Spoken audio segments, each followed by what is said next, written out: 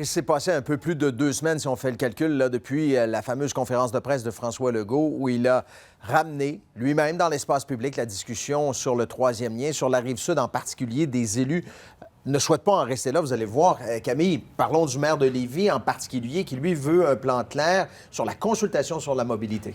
Ça prend un plan de match, il l'a répété à plusieurs reprises aujourd'hui devant les journalistes, parce que le maire Laugier a l'impression que l'appui de la population de Lévis pour le grand projet de réseau express de la capitale est vraiment en train de s'effondrer et que ça donne l'impression, et peut-être pas juste l'impression, que c'est donc bien difficile de faire des grands projets dans la région de Québec. Donc, le maire a invité le gouvernement à faire un plan clair d'ici les fêtes. Est-ce qu'on veut un pont? Est-ce qu'on veut un tunnel? Est-ce qu'on veut réellement consulter la population? Comment est-ce qu'on veut le faire?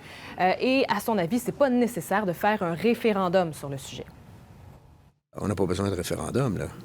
La population a été claire à 2 reprises minimalement sur leur volonté d'avoir un lien autoroutier. Alors moi, je pense que le temps presse pour qu'on ait un véritable plan de match. Moi, dans le fond, ce qui nous manque, là, c'est un plan de match. Si vous avez entendu parler d'un plan de match, moi, j'en ai jamais entendu parler, il n'y en a pas. Et le maire de Lévis, le maire de Québec, qui réagissent également au fait que le ministère des Transports n'épongerait que 20 des déficits des sociétés de transport. Oui, on vous en parlait hier, 2,5 milliards de dollars sur 5 ans pour les 10 plus grandes sociétés de transport de la province. Évidemment que la région de Montréal prendrait une plus grande partie de cet argent-là parce que le déficit là-bas est plus grand. Donc, de l'avis des 2 maires, évidemment, c'est trop peu pour la région. On ignore, le maire Marchand n'a pas voulu préciser le déficit au RTC. Le maire Lehouillier a dit qu'à Lévis, c'était environ 2 millions de dollars comme déficit. Et on connaît évidemment la position du maire Marchand là-dessus. Il veut que le gouvernement investisse davantage dans le transport en commun. On a du rattrapage à faire. Les autres nations sont en avant de nous, les autres villes sont en avant de nous. Et on ne fait que ramener ça à zéro. Il faut avoir de l'ambition, il faut investir, il faut compenser le rattrapage qu'on a à faire. On distribue à Montréal quelque chose qui ressemble à un demi-milliard.